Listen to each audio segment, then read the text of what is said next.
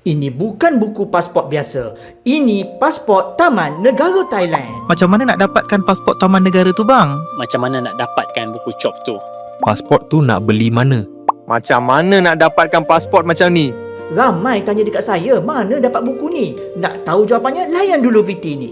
Ini adalah หนังสือเดินทางท่องเที่ยวอุทยานแห่งชาติสวัสดีครับขอจบหนังสือเดินทางนี้ครับ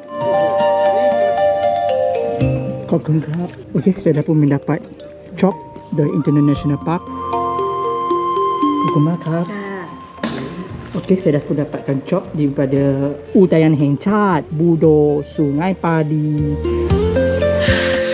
Okey, saya dah pun dapat dah COP di Udayan Heng Chat Namtok Sipo.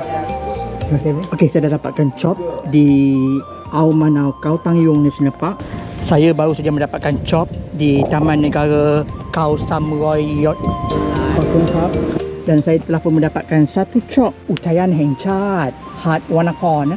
Okey, saya dah pun dapat COP di Khao Sok National Park Udayan Heng Chat Khao Sok ใช่ไหมครับ ใช่ครับ ขอบคุณมากครับ Okey, saya dah pun dapatkan COP di Taman Negara Ao Pangga ni. Okey, saya dah dapat dah COP di Hat Nok Patara Mukok Pipi National Park. Buku pasport beli di mana? Okey, nak tahu kat mana saya beli buku pasport ni? Saya sekarang berada di Ao Manau Kau Tangyong National Park.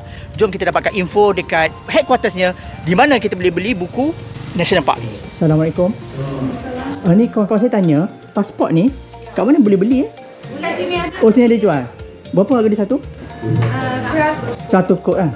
Okey, baik. Terima kasih Jadi apa tunggu lagi? Jom dapatkan buku ni di Pejabat Taman Negara Thai dengan harga 100 baht.